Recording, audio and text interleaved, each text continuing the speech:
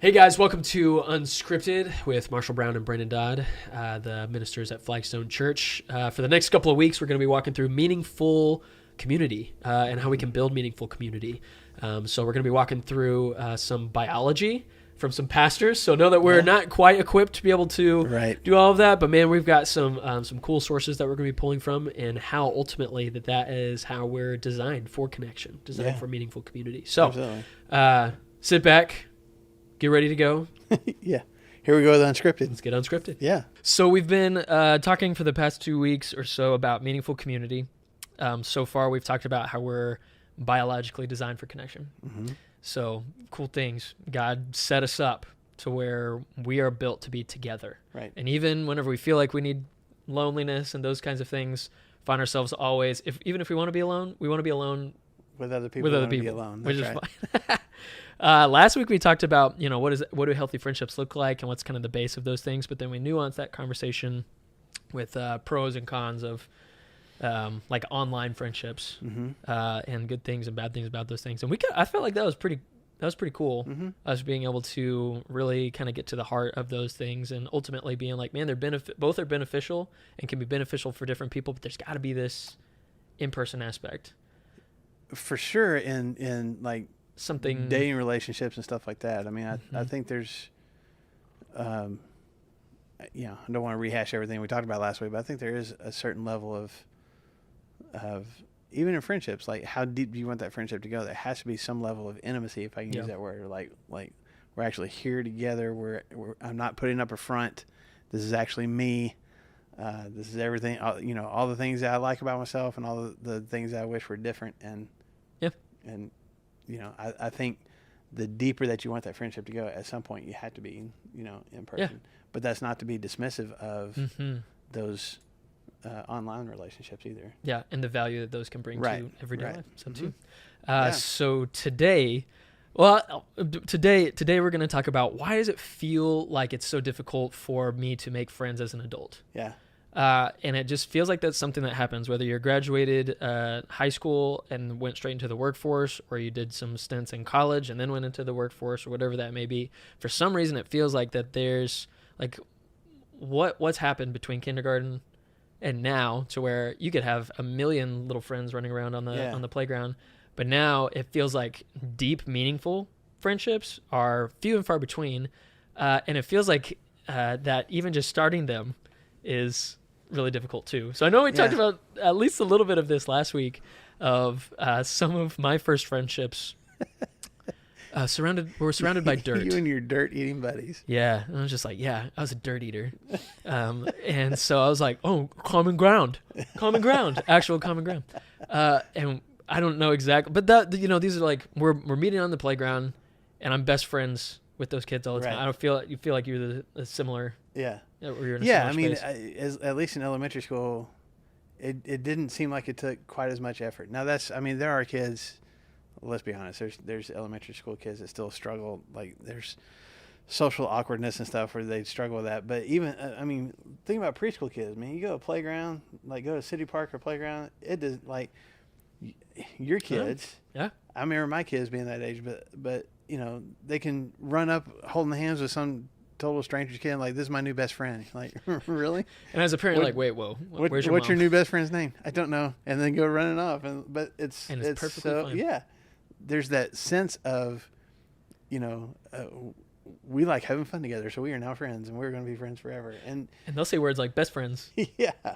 But even in elementary school, it didn't seem like it was that hard. Same kind of, you're talking about the common ground, but we like the same recess equipment, or our team won during PE or whatever, and like it just, even if you get assigned to, certain tables in the cafeteria or something, there's still, you find those, it's still a sense of commonality. Like you weren't best friends with everybody, but you found the people that you had most in common with, and like, okay, these are my friends now. And it didn't take a whole lot of, let me get to know you a little bit before I let you into my bubble, Yeah, because that's adult friendships now, right? Of like, I know a lot of people, but like for us to be considered friends, I don't know what that, there's actually a Bluey episode.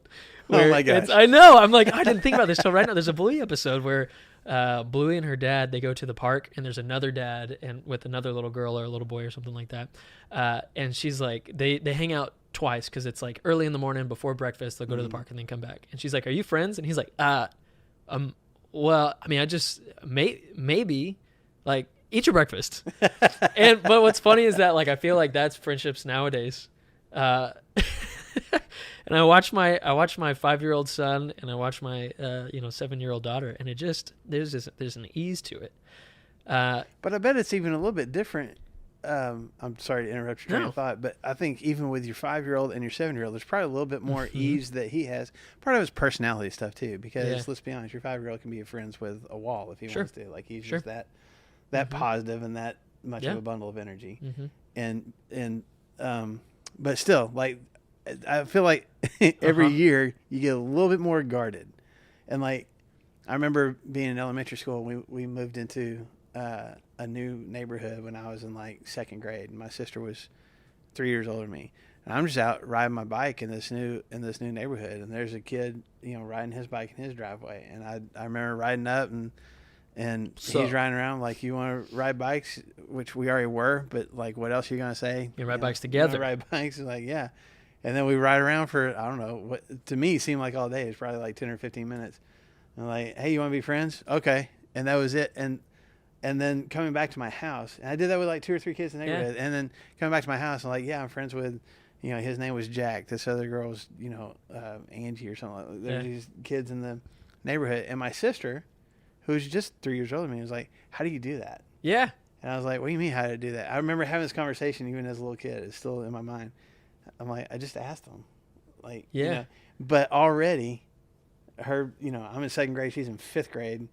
There was already this, for her, more of a struggle of, I can't just walk up to somebody and like, "Hey, we're friends now." But there had been that time, I think. Yeah. It just wasn't there anymore. Yeah. I wonder I think maybe you become more conscious of yourself. Maybe so. Maybe you like, "Oh, I do like these things and this person doesn't like those things," but those things aren't as present. I think the friendships that my 5-year-old son has are as true and as deep as they possibly could be for a 5-year-old, and completely appropriate and stuff too. And then, like you said, the difference between a 2nd grader and a 5th grader, like there's, I don't know, you become more aware of others or more aware of yourself. I wonder what that is. Part of it has to be like personality stuff, Yeah. right? I mean, you start really getting into your introverts and extroverts, and where I get my energy from, and where I get my sense of belonging from, and all that kind of stuff. So that has to be part of it, just your DNA. But I think, I know you got some other reasons, but I think part of it is just, could it be just like for lack of a better word, just trust, like. The more time you spend on this earth, the more experiences you have where people do treat you bad, let you down, lie to you, gossip about you. You know, all the things that we are leery of, in other people, especially when it comes to friendships, and are cautious of, allowing that relationship to take place. The reason we become more leery of it is because we experience it more often. You know what I'm saying? And like you're more trusting as a younger kid because you haven't experienced people, as much at least, mistreating you or abusing that friendship, that relationship in some way. But the more time you spend on this earth, the more often those experiences are going to take place, even from elementary kids and then like into junior high and then high school. And you know what I'm saying? Just, I feel like just, it's a part of it is just a trust thing. And when we talk about even adult friendships, why is it hard now as an adult? Hard is not the right word, but more difficult to build those relationships. And I think the part of it is just like, man, do I fully trust this person? I don't know what, that's what we say. I don't know this person. Well, how much do you have to know?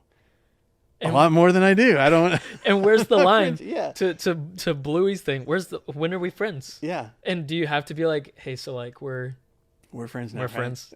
We're friends now." Because you don't want to say that. That's weird. Yeah. Right? That's weird. Yeah. That's totally weird. Say like, maybe I'm missing something. Maybe that's like defining the relationship right now. No, when I was in college, I wasn't like talking to my roommate going, "Hey, we're friends now, right?" I mean, like, Yeah. You know? Why would course stop? you're- Maybe we're not friends. Don't ask Yeah. me that question. Like, No, we're not actually. yeah. Well, Especially not now. so going from those relationships, I'm right now. I'm in the early stages of a friendship with a dad from pre-K, right? Okay. So I'm dropping my son off at pre-K, and there's another dad that has a son that's dropping his son off at pre-K. And now we're in the early stages. And what's funny is that we've found common ground. So we're both 30. We both found common ground, and like our very first conversation was like, man, making new meaningful friendships just sucks. Like, it just sucks. That And was it's that was hard. your first conversation? Yeah. Because okay, I'm gonna tell you why.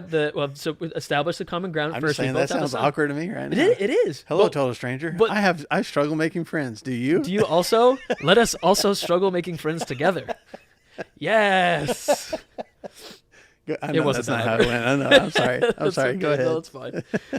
But that was the common ground of like we both have sons that are the same age in the same class, and so I was the one that was the initiator. I said, hey man, like I know this is weird. But my son has like lots and lots of friends that are girls. Our immediate community there's like girls filled with it and stuff like that. And like I know that my son talks about your son all the time. Your son's this person, right? Yes. And so like I don't know like if we can get together to have a play date, like our sons get together and those kinds of things. I think that would be cool and beneficial for my son. And like maybe like if you feel more comfortable, we could get together and stuff like that, just to like establish that relationship.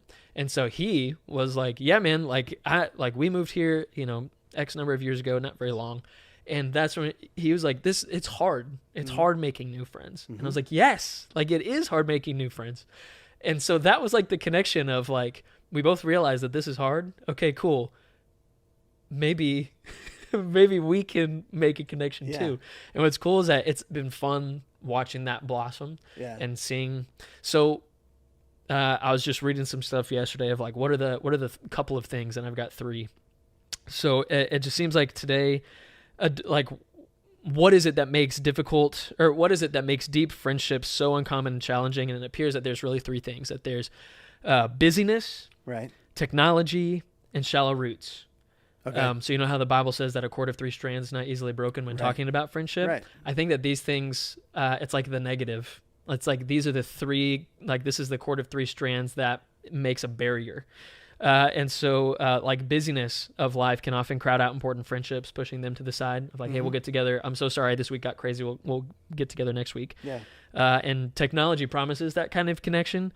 But most of the time it ends up getting in the way, because here you and I are having a conversation and I get a text or I get a notification and I'm immediately transported into a different space. Yeah. Or right I here. mean, if you are sitting at a park watching your kids play and somebody else watching their kids play, I mean, besides watching your kids play, what are you doing? You're on your phone, man. Like, we're down like this the whole time. To avoid the potential awkwardness Yeah. of talking with other parents or other people, because that's Right. weird. Right. And the last thing of the ease of having shallow roots. That's the number 3. The ease of having shallow roots.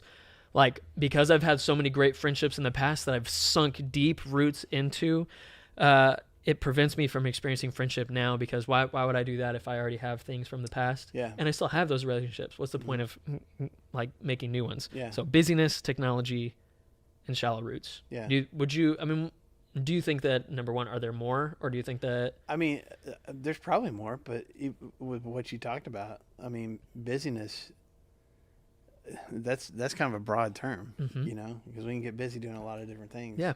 It's not just about job stuff. I mean, you got family stuff. And I think even that, you could label it business or just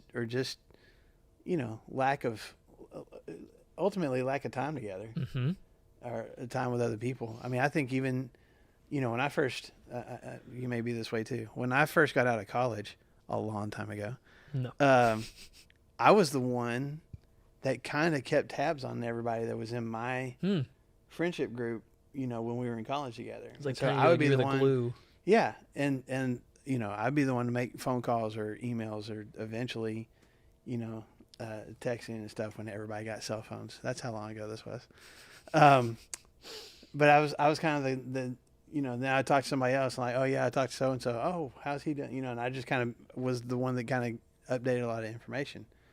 But then just slowly but surely, Yeah. I got focused on other things. I'm coaching my kids in ball games. I'm doing church stuff. I did, whatever, and just kind of. It wasn't even. I mean, I guess it's busyness, but it just was. I just didn't devote the time to it anymore. So ultimately, time I think is a big issue as far as adult friendships. Like, I can fill my time with a lot of other things besides spending time with this person. Yeah. And so therefore, and not in a that sounds like almost mean, like, hey, this is more important to me than you are. But I have to.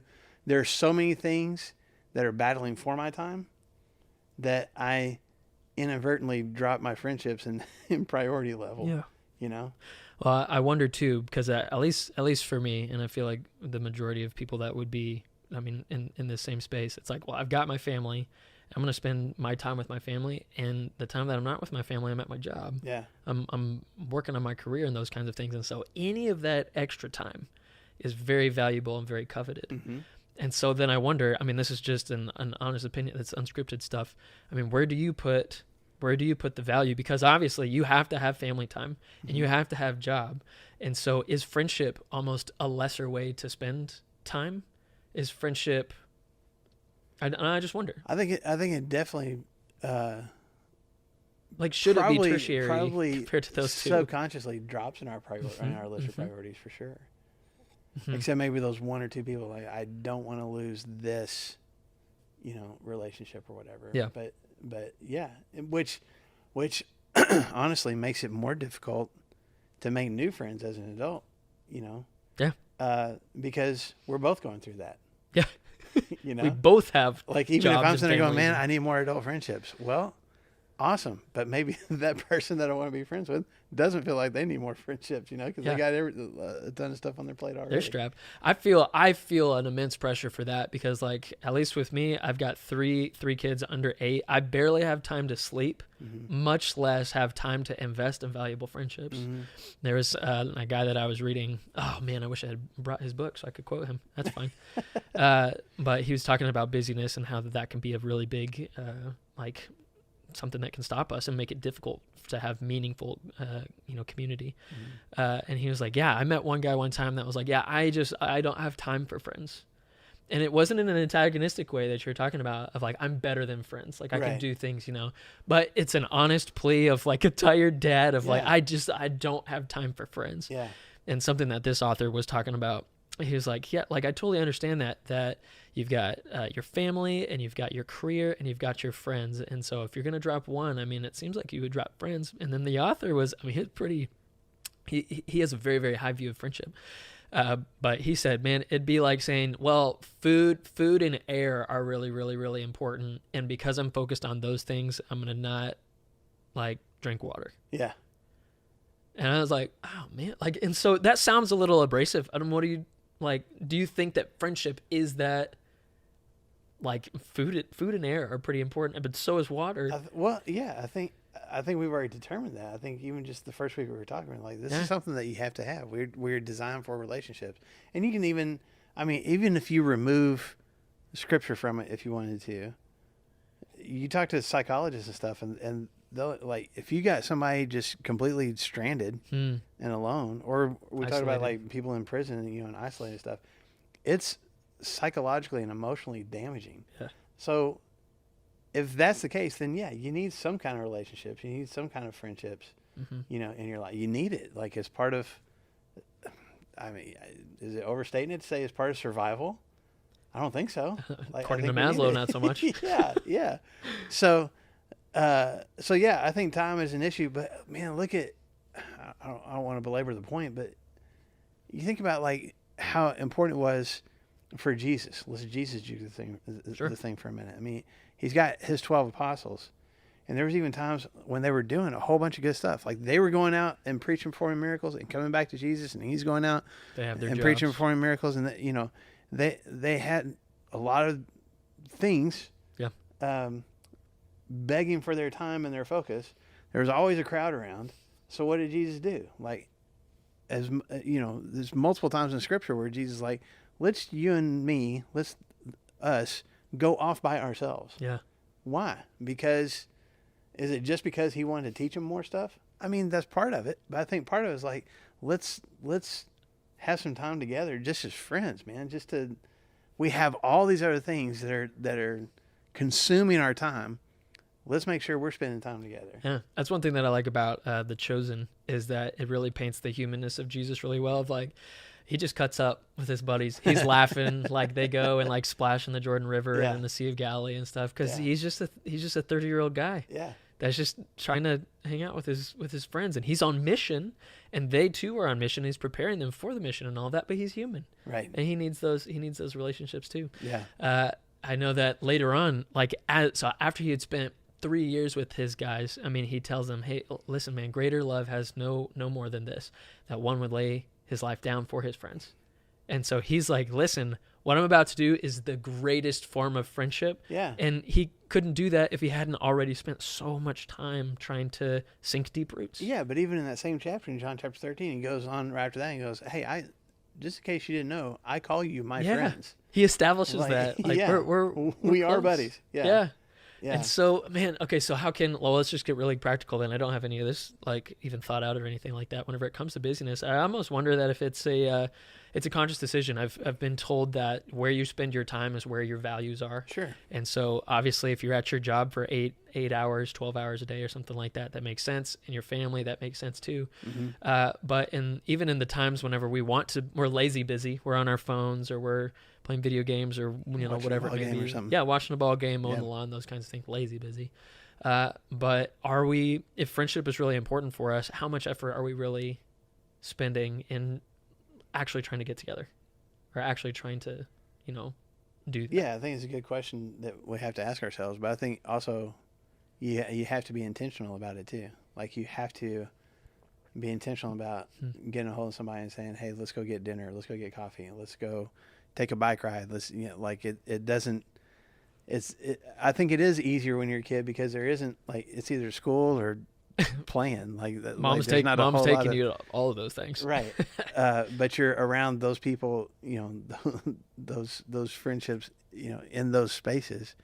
I think when it gets to adulthood, you have to carve out time. You have to maybe even schedule it because it won't happen otherwise. Yeah. It doesn't, it happens less naturally, I guess, when we get into adulthood, especially our business. But I think it should be a priority though. Can I confess something to you and For to sure. the rest of the world and all that? Absolutely. If I say, "Yeah, man, like we should totally get together. Let's schedule something for next month."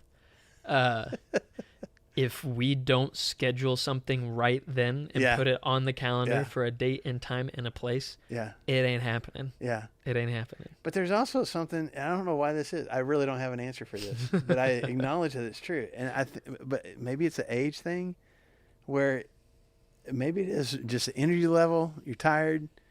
Maybe it's laziness. I don't know what it is, but there's sometimes where people are like, "Hey, you want to get together?" You're like, "Oh." Somebody texts you and like a chore. "Hey, you want to get, dinner tomorrow night?" You're like, "Oh, man, I've got to get ready, and I've got," you know what I'm saying? And I mean, I'm totally, I'm stealing Nate Bargatze's comedy thing, but you've seen him talking about in his 20s. Like people are like, "You want to do something?" He's like, "Yeah, I want to do something. I'll do whatever you want me to do." And I don't even know where we're going. Doesn't matter. Yeah. He's like, "I'll set my apartment on fire. What do you want to do?" Yeah, we're just going. And then 30s, he's like, who else is going? Yeah, some more questions. How late? How loud is it? I'll drive myself. And then 40s, you're like, "No, I don't want to go. No, I'm mad that you even asked. I'm not going. You can't make me." Yeah. So maybe it's energy level. Maybe it's time of life. I don't know what it is, but I think we have to carve out time. So if we're wanting meaningful, which is what we're talking about next week, is how can we actually cultivate and fertilize good friendships, make them. I think that's a part of it. Yeah.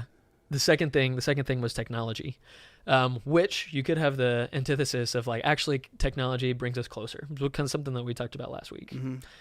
It can. Mm-hmm. It can also drive us further apart. Yeah. I mean, how many times? Oh, I hate it, but I know that I do it. I hate it, but I know that I do it. If we're having an intentional conversation, maybe not even something that I've necessarily said, I'm going to be present right now in this moment, because it happens. It's muscle memory. Your phone buzzes, or you get the phantom buzz. Yeah. Man, that was happening to you me feel a that couple days ago. vibration. You're like, oh, You're like, oh, it's there, and you're like, Yeah. oh, which come to find out, reading some science stuff behind that's a form of addiction. Where you're like, oh yeah, yeah. I'm just But it's like Pavlov's dog, man. As soon as you feel that buzz, you just have to oh, see get it out. that's important. Yeah, even if you know that the buzz is literally just saying, hey, you need to turn Yeah. your volume down. I get that. Dude, it happened yesterday when you, me, and our friend Mike were eating lunch together, and my phone ding, and I'm like, I'm mid conversation, and as I'm Hold talking, I'm like, let me, Because it could be and then I important. come back. So the scary part of that is that you, in trying to develop my phone just buzzed right now if you've never heard that, in trying to form deep connections and stuff, not just with friends, I mean with family and people that are important, it is so easy to check out almost instantaneously Right. and it may not even necessarily be somebody on the other side of the phone, like a text or a DM or something like that, or a FaceTime call. It's just like a Sports Center update. Yeah. Hold on a sec. And all of a sudden we could have been in this, good conversation, but then it stops. And then what's interesting too, is that I find whenever that happens, I see this happen all the time at the office, and I'm sure many people feel the same way. You're in mid conversation with somebody, and then you have to take a quick call. Yeah. 30 seconds. Whatever conversation that's over. Yeah. Like Yeah. we've both forgotten what Right. we were talking about, and we're moving on to the next thing. Yeah. And not to say that that's bad. I'm just like, we realize that Acknowledging it, happens, yeah. right? Yeah. And so I kind of, where this hit hard, at least for me, I mean, obviously it separates friendships and stuff, and it's harder to dive in whenever you're being pulled in lots of different ways. Mm-hmm. I was kind of convicted about this with like my family and stuff too. How many times, I do it all the time. How many times is my daughter talking to me or my son is talking to me, and they're like physically like pulling on me, and I'm right here, I'm finishing a text or Yeah. and I'm like, hey, hold on. And it's emails and stuff like that. And one of my favorite Christian poets, he said, how many of my daughter's hugs have I not replied to? I was like, oh, Stab me ow. in the heart, man. Yeah. And then, Morgan and I, we've got almost a check system of like, hey, like here, Mhm. like here, be present here. And so that's something that I feel like gets in the way. And I wish sure. it didn't. For sure. There's the benefit of technology is like you can stay connected with people that you are friends with, and especially if you move away or, whatever. Because now it's not even just texting, FaceTime and all that kind of stuff. Like you can see them. Like I can have an actual interaction with you as if we're in the same room together. That's awesome. That's great. But to your point, like I can bury my face in my screen Yeah. for, so deeply and for so long that I miss out on having actual connections with other people. And I feel like you only notice it whenever you're trying to notice it. Mhm. So like if you have ears, let them hear. Those who have Yeah. eyes, let them Yeah. see and stuff. Of like, I feel like this happens all the time in offices. Of you got a break room and people are eating lunch and stuff like that. You got 5 or 6 people eating lunch. Let's say you got 6 people and 5 of them are on their phones, and you've got one person that's just staring at their food. Yeah. I got low battery. We can make this happen. Like that person that's not on their phone is at the table with them, and yet she is eating alone. Right. Yeah. Yeah. And I think it's just something that we don't need to beat ourselves up on. I do think it's something that, Have an awareness of. yeah, and it's almost like a pacifier. I mean, honestly, let's just if we're gonna Jesus juke this and stuff too, let's take it to the deepest level of that. One of the things that Satan is trying to do for us is to isolate us and keep us away from other people. Mm-hmm. And where our phones can be immense blessings, they can also be this thing that's like, yeah, no, like you've got important things that you've got to do. And so you find yourself isolated because you consistently find yourself on your phone and Right. not with other people. Yeah. And I think that's really dark and very strategic stuff to trying to keep us separated. Yeah. I'm not saying that our phones are evil or anything like that, but like if we're not looking at Yeah. it, we can get sucked in. Yeah. Well, it's like anything else. The phone technology is neutral. It's what we choose to do with Yeah. it. It's what we choose to do with it, and how much we allow it to dominate Yeah. our hearts. It's a good servant, but we're bad masters. Yeah. Good Which, servant, and that's, bad I mean, master. Jesus talked in Matthew chapter 6, where your treasure is, that's where your heart is. Ooh. Like, what do I spend the most time devoted to and the most focus on? That's where my heart actually is. And if it's not my friendships, well, they're going to suffer because of it. Yeah. Well, just like you said, going back to the cord of three strands not easily broken. I mean, that's in Ecclesiastes, and he's like, "Hey, man, pity the man." Oh, you didn't say pity. What was the word that you used last time? Like, I guess it was. I mean, pity, it's sad. yeah. I feel like pity's like pity the man that falls and has no. Mr. T. Pity the man. Yeah, but that's what he says. Pity the man who falls and has no one to help him up. Yeah. Yeah. And if you're like, you can keep warm if you're sleeping with somebody else. Like if you're like you can keep warm, and if there's a battle that's happening, and you can be back to back with somebody else, that you can fight your battles and stuff like that. And we may not realize how much of a chasm that our technology is creating between us and our friends. Right. And so we need to re-engage and not be disengaged with those things. Yeah. Last thing that I could think of that I was thinking of more is the shallow roots. What do I mean by that? Like, I'll just give you a quick synopsis, because you're telling me about your friends of, making Jack and Angie and those kinds of things. Yes. There's one big move that I made as a kid in 7th grade, and I had these great friendships that were great for me as a preteen, stuff like that. And then I moved, and then I developed really, really good and deep friendships with other people that were deeper than those friendships. And then I started college, and so for 4 years I developed some of the deepest relationships I had ever had before. These people were there for me through thick and thin. As I went through really, really tough stuff, they were there. As we went through really, really good stuff, we were there. These are people that were in my wedding. I was in their weddings. Like, we had this friend group that we were tight, and we talked about real stuff. Like, we talked about life. Like, we were not satisfied, and we didn't have this conversation. As friends, we're not going to be satisfied with surface level stuff. Right. But it was just there, and it was so good. And then I moved from college here, and I feel like everybody feels this at some point. Moved from college here, and there's this thought of like, man, I have all of those deep friendships and deep roots. So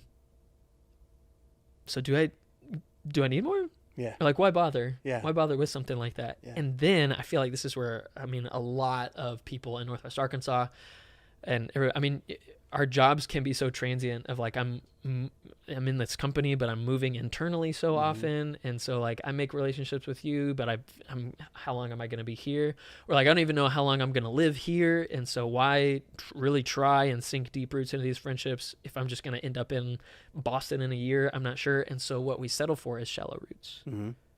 And I think that's difficult, because I understand. I don't know about you. I understand in that, like, yeah, I put a lot of effort into these other relationships and these good friendships that I have, and I can still have them because of the digital connection that we have.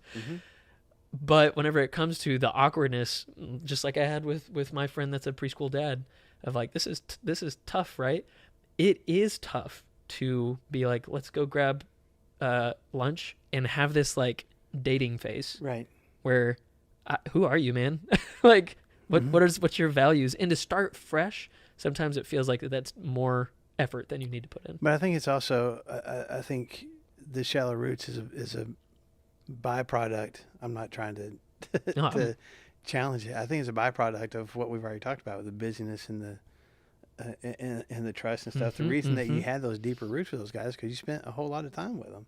Yeah. I mean, you're in an apartment with those guys. You're in the same dorms. You're on the same teams. You're around them all the time. And so, because of our busyness and our jobs, and like it becomes more difficult.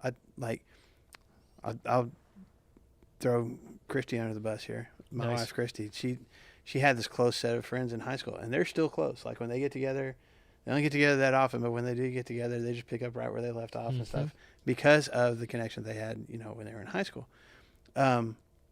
And then, they all went to college together, so they stayed friends through college. But then when she got up here, it was difficult, because she didn't have, like you're talking about, I don't have that group anymore.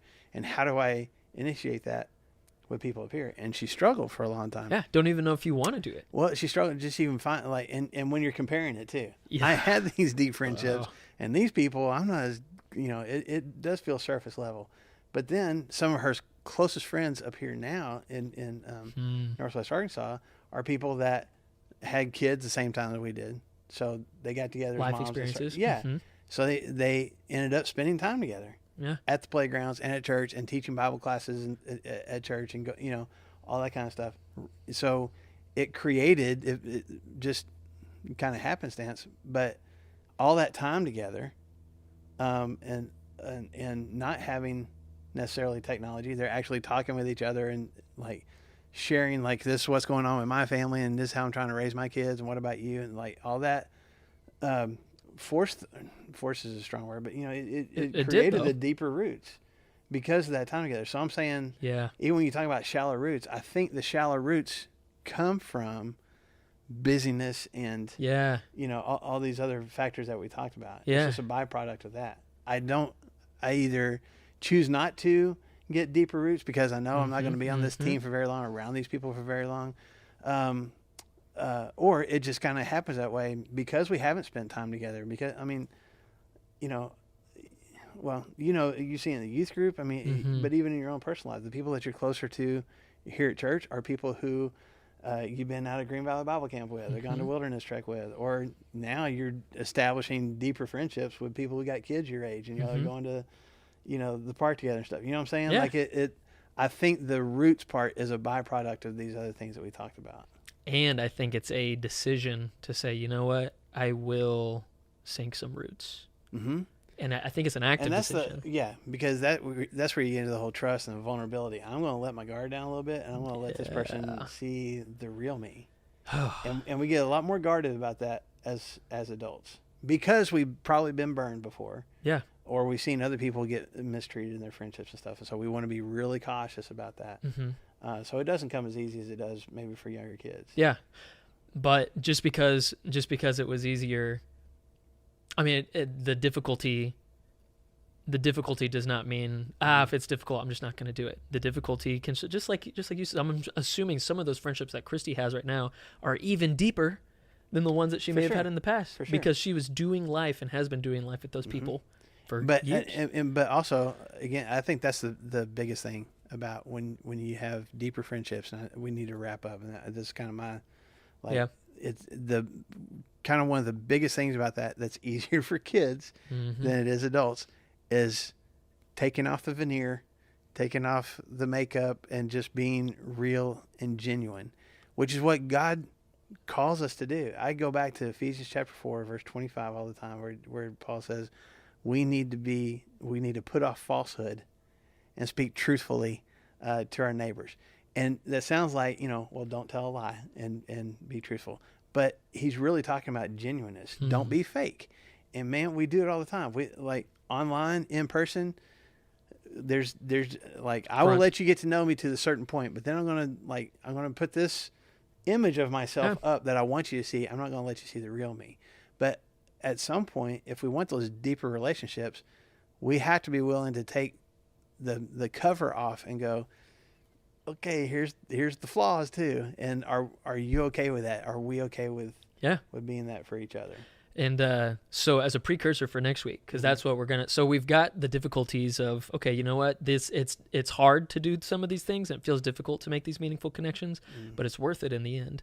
And so what does that actually look like? Like, how can we cultivate those friendships and make them something that's worthwhile, and something where, okay, how do I take a friendship from the surface shallow level friendships? How do I begin to sink roots deeper into those things? And I think that's what we're going to talk about next week. Awesome. Let's do that next week then. Cool. Thanks for hanging out with us. We'll Appreciate see you next time.